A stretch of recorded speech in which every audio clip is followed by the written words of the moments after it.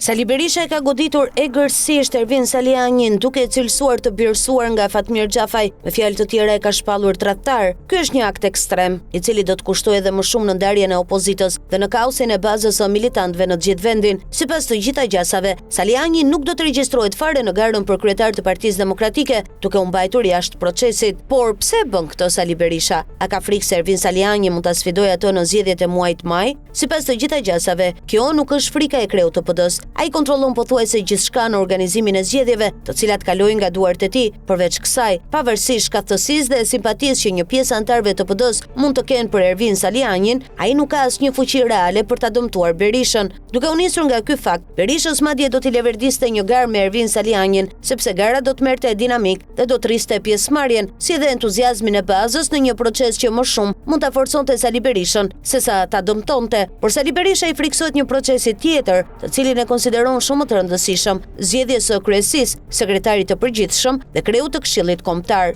Në gjitha foltoret që ka zhvilluar Sali Berisha në bazë, por edhe në ato që ka zhvilluar Ervin Saliani, më shumë se sa vetë doktori, janë kritikuar dhe sulmuar njerëzit më të afërt të tij, Flamur Noka, Edi Paloka apo edhe Agron Gjekmarkaj. Një proces i vrullshëm dhe pjesëmarrës i demokratëve mund të sjellë një vot surprizë në Këshillin Kombëtar, e cila mund ta lërë Berishën pa krahun e tij më besnik. Kësaj ai friksohet më shumë, sepse si Paloka, si Flamur Noka, por edhe Bardhi me Gjekmarkajn janë gur shau që ai i përdor për të luajtur lojën e tij. Ndryshimi i këtyre gurëve do ta ekspozonte më tej Sali Berishën, duke e lënë pasiguri dhe me shpatulla të pambuluara. Si rrjedhim do të dobësoj fuqia e tij. Kjo do të krijonte të gjitha mundësitë për një fazë të re të lojës, ku kupola e re e zgjedhur e Partisë Demokratike të merrej me gjetjen e një lideri tjetër. Një bashkim i grupit të Salianit me Jorida Tabakun, Ilir Ali Mehmetin, por edhe me Gazmend Bardhin dhe të tjerë, do ta kthente Sali Berishën në minorancë, ku ai nuk do të ishte asnjëherë i sigurt. Me dobimin e egër të Ervin Salianit dhe shpalljen e tij tradhtar, Sali Berisha nuk ka folur vetëm me djalin Plank Prishës, siç e quajti,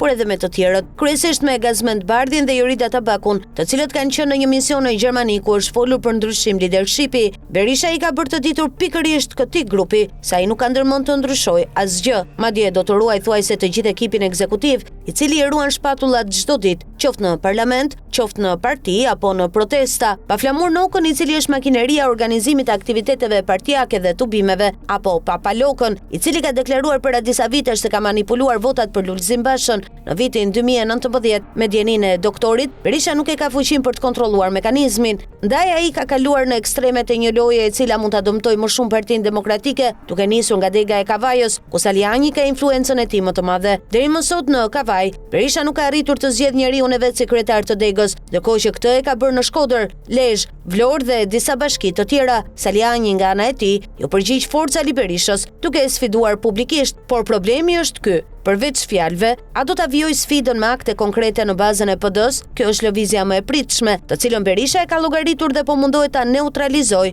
ose ta kontrollojë sa më shumë.